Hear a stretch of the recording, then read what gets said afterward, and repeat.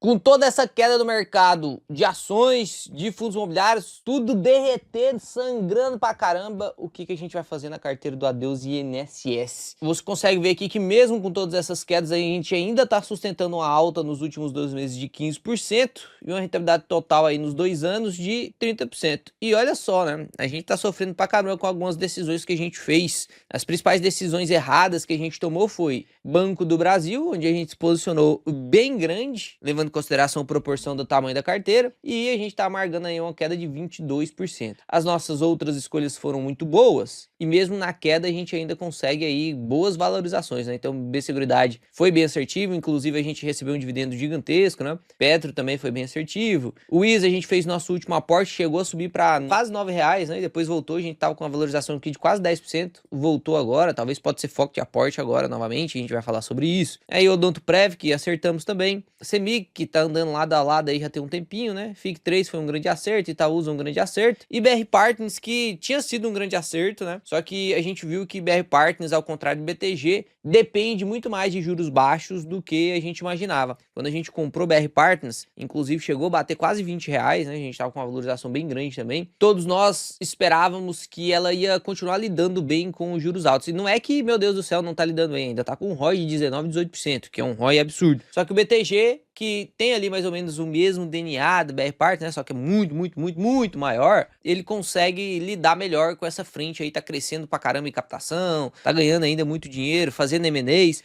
O principal braço aqui de BR Partners é fazer o M&As, né? Que é fusão e aquisição das empresas. E aí quando uma empresa agora, nesse momento alto de juros, as grandonas engolem as empresas pequenas. E por isso que fazem os M&As, né? E aí normalmente você procura uma empresa que faça isso por você, defina valuation e tal, tudo bem certinho. E aí a galera tá indo tudo pro BTG. Querendo ou não, aquele ditado de o maior, mesmo que não seja o melhor, mas ele sempre vai lidar com muito mais pedidos, porque ele é mais reconhecido. A pizza mais consumida do mundo não é a melhor pizza do mundo, justamente por conta disso, né? O canal de distribuição é muito maior. A galera vai sempre muito mais pro BTG do que BR Partners. E aí a gente teve dois fatos relevantes em BR Partners. Primeiro, redução do lucro. Não lidou tão bem assim com grande tempo de taxa de juros alta. E segundo, a gente de novo comprovando o efeito dos dividendos, né? Que os dividendos não são irrelevantes não, principalmente aqui no Brasil. A gente viu aí que uma simples redução de payout, assim como aconteceu com o Vulcabras, tá acontecendo agora com o BR Partners também. Tinha uma política de pagamento de dividendos muito próxima de 100%, né? Era 90%, 95%, e agora uma redução para 50%, 70%, fez com que a empresa tivesse aí uma queda no papel relevante. Isso aqui também pode ser alvo de estudo, tá? Confesso que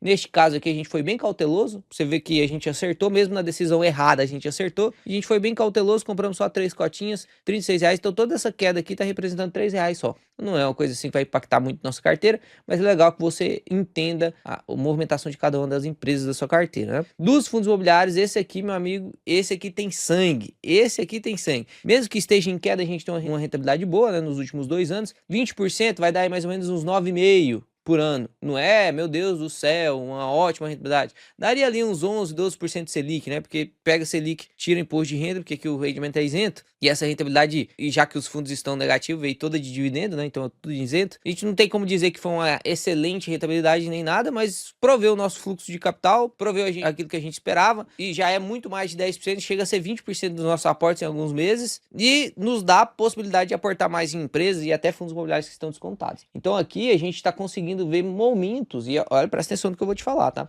Provavelmente a gente verá momentos agora de aportar em fundos imobiliários que a gente não verá mais em outros momentos, vai ter que esperar de novo, né? A última vez que aconteceu algo parecido com isso foi em 2024, durante um mês. A gente passou o mês de novembro assim descontado. Em dezembro já começou a recuperar, em janeiro já tinha subido de novo. Será que vai acontecer a mesma coisa agora? Porque ficou muito descontado, cara. Se a gente pega aqui, por exemplo, GGRC a R$ 9, cara, eu paguei 9,75 e o John Coach tá de 12. Se a gente abre isso aqui agora, você tá pagando 13,13% de dividend yield. Um ótimo fundo imobiliário. O Gari 11 também, que é um bom fundo imobiliário, pagando aí, isso é fundo de tijolo, tá pagando 12,31. Você vê que Gari 11 a gente já tá falando que tá descontado há muito tempo, mesmo com todas essas quedas que tivemos na bolsa, né? Todas as quedas aqui de fundos imobiliários, o Gari foi o que caiu menos, porque ele já tinha caído pra caramba. A gente tá vendo aí TRXF com todo esse burburinho aí das emissões de cotas, batendo aí a casa 78 casas, 15% de dividend yield. E é óbvio que aqui tá levando em consideração alguns não recorrentes que eles pagaram, mas eles falaram que vão continuar com guidance em 93 vezes 12. Cara, isso aqui dividido 78, 48, dá um yield aí de 14,22 ao ano, cara.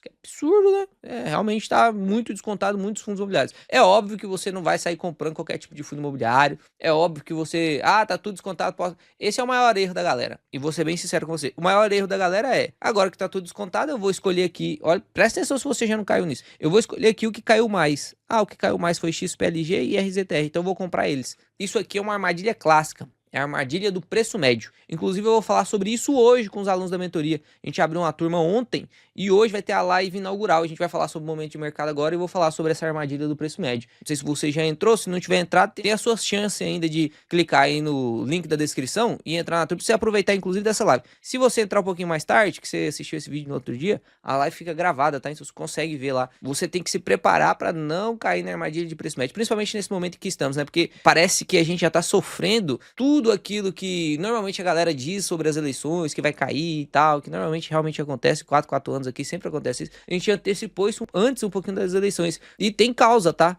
Olha o fluxo de estrangeiros aqui. Lembra que a bolsa começou a cair lá em abril? A bolsa começou a cair aqui em abril. Teve muito fluxo de estrangeiro durante muito tempo. E aí depois deu uma recuperada, né? Começou de novo agora. 4 de agosto pra cá. E olha só, a maior fuga de capital estrangeiro aconteceu no dia 11 de agosto. Foi quando a gente teve aí uma retirada de 4,7 bilhões da bolsa de valores, né? Absurdo. E aí agora 14 de agosto foi a última data registrada aqui nesse site da B3, né? A gente tem muito fluxo saindo. A gente tem o risco político. E é nesses momentos, cara, que você pode tomar duas decisões. Ou você fica de fora, realmente esperando tudo se resolver, porque se você tem medo e aí você não quer participar deste risco que está acontecendo, e você vai esperar resolver, quando começar a normalizar as coisas, você começa a comprar de novo. Esse é um bom caminho, tá? Esse é o caminho do conservador. É aquele caminho de quem realmente acredita que existe risco pra caramba e que você não sabe o que o Brasil vai se tornar. Eu confesso que para esse tipo de pessoas, eu uso a mesma frase que o Warren Buffett usa. Este risco que você está evitando é falta de conhecimento. A sua falta de conhecimento faz você evitar alguns riscos que na verdade nem são riscos, são só conceitos desconhecidos. Se você olhar os históricos aí e ver tudo que acontece e o que sempre se repete todas as vezes que tem risco político no Brasil, nesse momento pré-eleições, que a gente não sabe se vai continuar à esquerda, direita, e sendo bem sincero,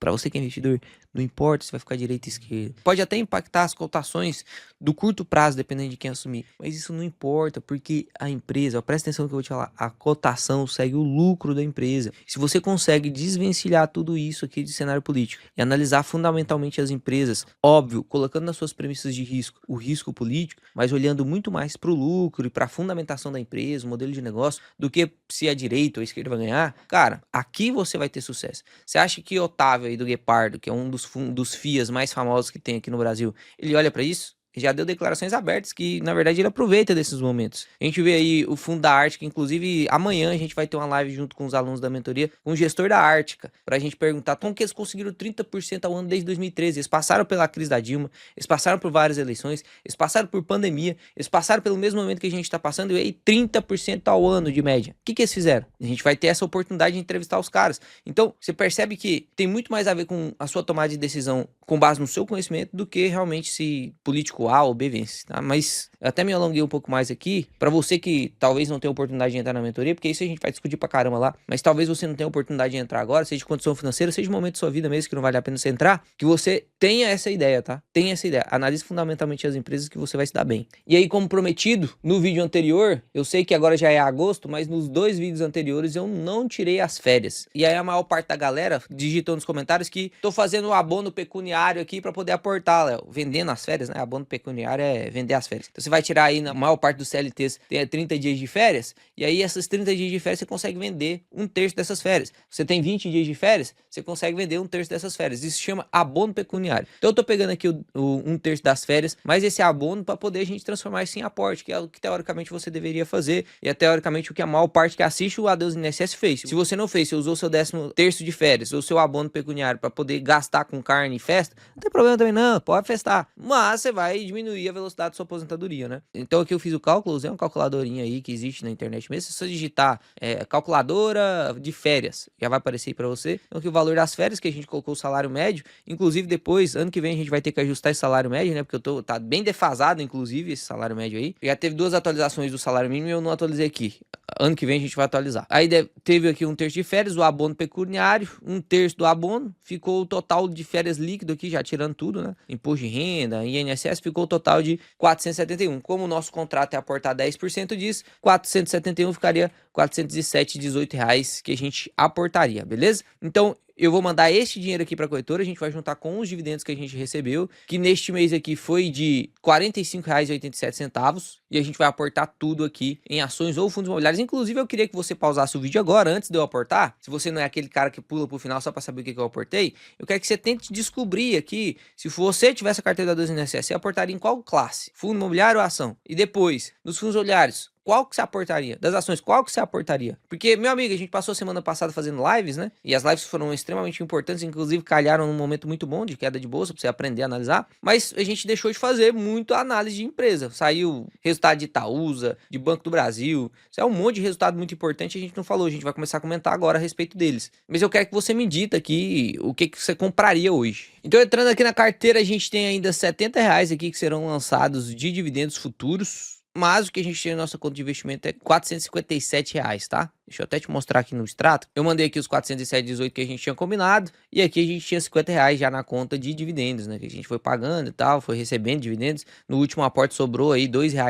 Então acabou acumulando aí. Hoje nós temos 457, inclusive Papai do Céu nos abençoa tanto. Eu esqueci de falar sobre as férias no mês passado. Nesse mês a gente falou e é exatamente o momento que a gente vai aportar mais, no momento que fundos imobiliários e ações estão em queda, tá? E aqui uma dica que eu quero te dar é sempre olhe a estruturação da sua carteira antes de você fazer seus aportes. Bom, Léo, eu estruturei minha carteira de tal forma e eu acredito que na minha carteira tem que ter 40% de fundos imobiliários. No meu caso aqui eu tô com 38, então tem espaço para aportar em fundos imobiliários. A segunda pergunta é, tem oportunidade de fundos imobiliários? Porque é certo que temos em ações, é certo que temos em fundos imobiliários. Então, como que eu vou decidir se eu vou aportar em ação e fundo imobiliário? Se tem oportunidade nas duas, entende? E aí você vai muito mais para o seu método de alocação do que para a oportunidade em si. É óbvio que, se a gente está falando de margem de segurança, se você sabe calcular a margem de segurança, o valuation, analisar qualitativamente a empresa e falar, ó, dessa empresa eu posso exigir 10, dessa outra eu posso exigir 15. Aqui só tem 12, aqui tem 11. Pô, então mesmo essa aqui que tem menos margem, eu vou escolher ela, porque qualitativamente ela é melhor e tá com uma margem muito parecida. Então, você tem que aprender, quando você for aprendendo,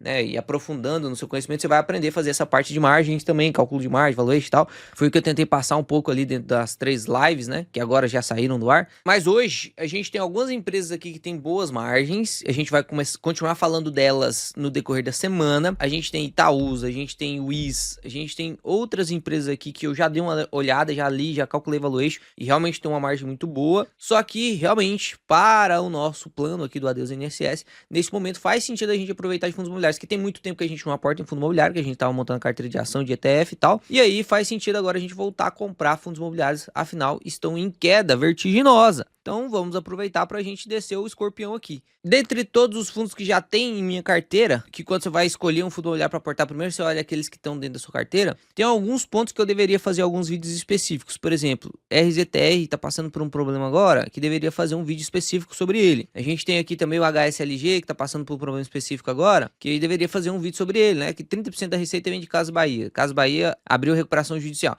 Então a gente tem alguns problemas aqui que devem ser retratados. HSML tem um probleminha específico dele também. Então, tirando esses fundos que têm problemas específicos, a gente tem BTLG com margem para aporte. A gente, inclusive, na época que compramos a 94, para você ver que teve momentos em que os fundos imobiliários estavam mais descontados ainda, lá no final de 2024, né? Temos aqui POR 11, que está descontado pra caramba. Abaixo de 8,30 é palhaçada, esse fundo muito barato. É óbvio que tem seus problemas de liquidez. Já fiz uma live, inclusive, com a gestora aqui, então você tem que assistir essa live antes de aportar em POR. MXRF11 continua um pouquinho caro, né? Mesmo com todas essas quedas, MX não é um fundo pós-fixado, tá? Mesmo assim, ele continua com o VP de 1, mesmo pagando 12%, né? Nesse caso aqui, se você quer tanto atrelar assim um fundo a pós-fixado, o KNCS seria melhor, né? Mesmo pagando 0,3 a mais, o que eu não recomendo, pelo amor de Deus. Em fundo de papel não faz sentido isso. Mas aqui se consegue, né, um yield muito melhor, se tá olhando só para yield. No caso do KNCR, a gente só não vendeu porque estamos com uma valorização para não pagar imposto, que senão a gente teria vendido, a gente já falou sobre isso também. Então, entre todos os fundos aqui que eu tenho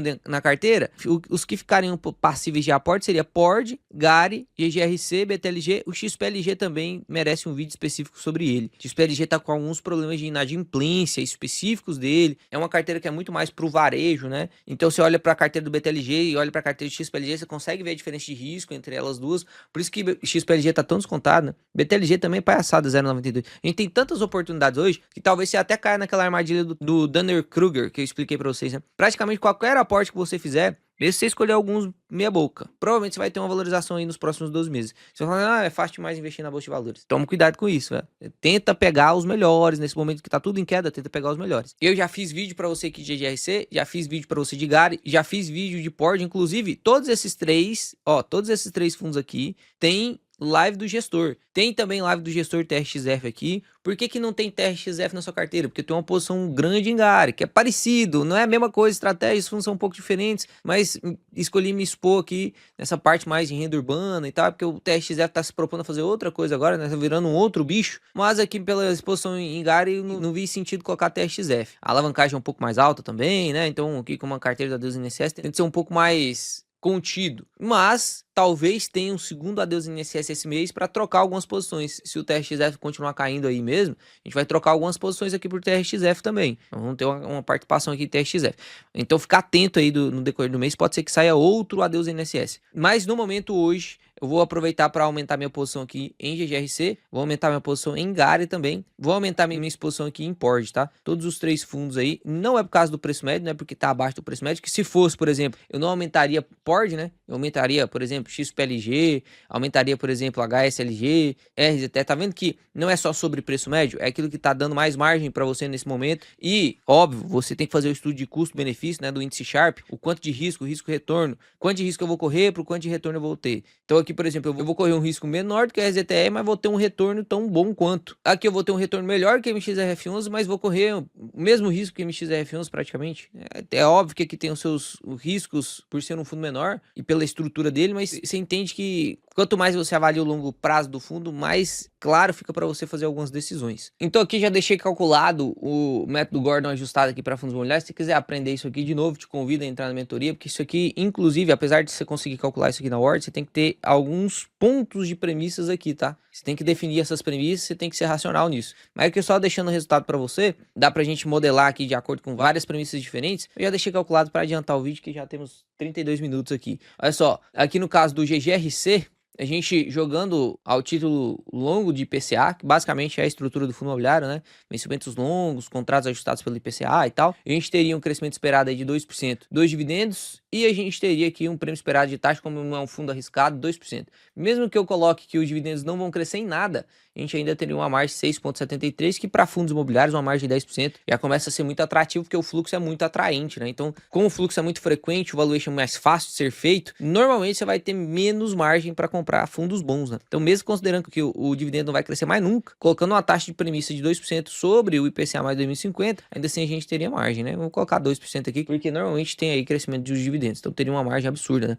8,88 basicamente o preço por patrimonial por cota. Hoje a gente pega aqui o patrimonial por cota, tá 11,10, tá aí aqui, a gente tá aqui com o preço teto ajustado de 11,88, quando dos pagamentos que são maiores. Inclusive, eu acredito que aqui para fazer jus ao que está sendo feito dentro do portfólio do fundo, o Pedro, a gente até fez uma entrevista com ele falou que tem muita dificuldade de manter o pagamento alto, 10 centavos por cota, e aumentar a qualidade do portfólio, porque quando você aumenta a qualidade do portfólio, você paga mais caro, o cap rate é um pouco menor. Então a gente poderia até diminuir aqui o yield para 1,10, e daria ali 9 centavos, né? Não, 1,08 aqui, ó. Ainda assim ficaríamos com a margem de R$10,69. Então, em todas as premissas aqui, me parece que o GGRC realmente está descontado. Quando a gente vai pro GARI, o GARI a gente está recebendo aí em torno, nos últimos 12 meses, 96 centavos por cota. Se a gente projeta o mesmo crescimento de GARI para a GGRC, a gente tem uma margem de 17%, tá? 17%. Se eu reduzo aqui um pouquinho o yield justamente pela mesma premissa ali de GRC para uns 7,5 de centavos aqui, que daria 85 centavos no ano, com essas taxas de premissa, a gente teria uma margem de 4%.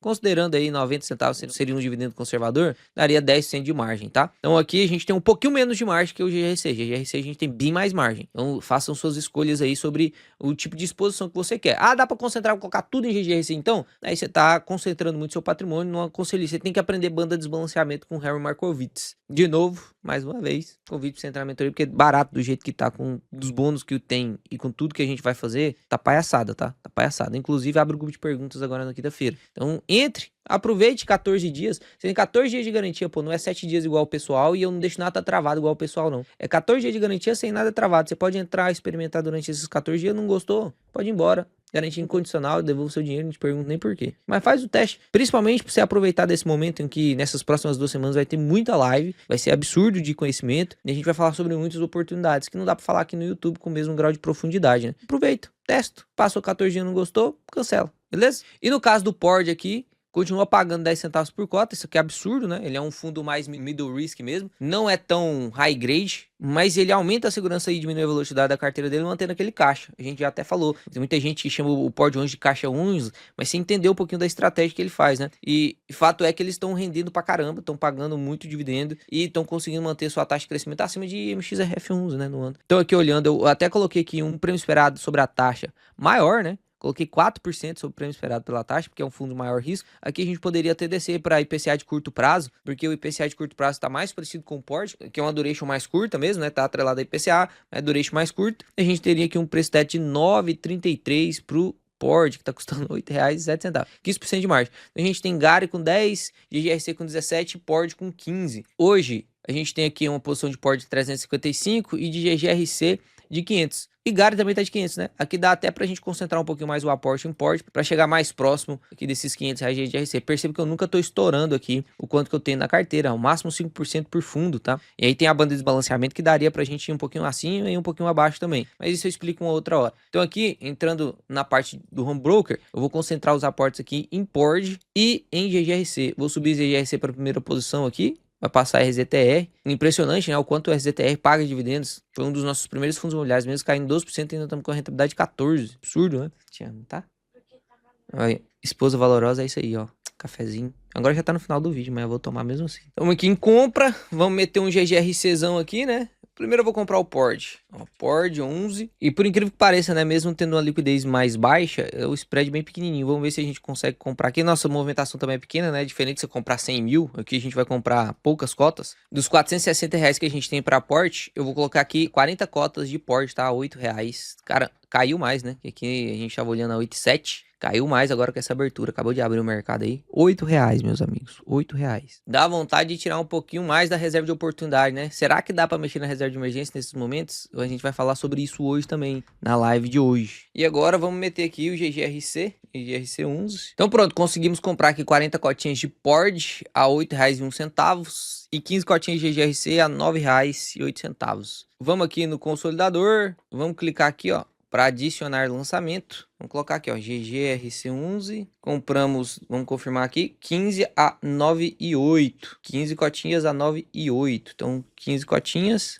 a 9,08 centavos. Vamos adicionar um lançamento. E agora vamos de novo para um novo lançamento, que agora foi Pord 11. Foram 40 cotinhas a 8,01. 40 cotinhas a 8,01. Adicionar lançamento. Pronto, perfeito. Já adicionamos aí. Já aumentamos aqui o nosso patrimônio. Nossos dividendos, inclusive, vão subir também. E prestem bem atenção no que vai acontecer no Adeus INSS esse mês, que pode ser que a gente desfaça de algumas posições para incluir outras melhores, viu? E eu vou te explicar tintim por tintim sobre isso. Agora, as maiores posições da carteira ficaram sendo Pord e o GGRC, ambos com R$600. Bateu 6% da carteira aí, beleza? Fiquem com Deus, Papai do Céu abençoe vocês. Deixa aqui embaixo o que vocês estão fazendo, qual tipo de ativo vocês estão aportando, que tipo de análise vocês querem. Agora a gente vai voltar com as análises aqui no canal. Vou deixar aí um tempo pra você entrar na turma, talvez de uns 7 dias. Você vai ter a oportunidade de entrar na turma para testar aí. E aí você vai ter as lives lá na mentoria, vai ter os vídeos aqui no YouTube para acompanhar. E aí você decide depois de 14 dias se você vai querer continuar na mentoria ou não, beleza? Fiquem com Deus, Papai do Céu abençoe. Tamo junto!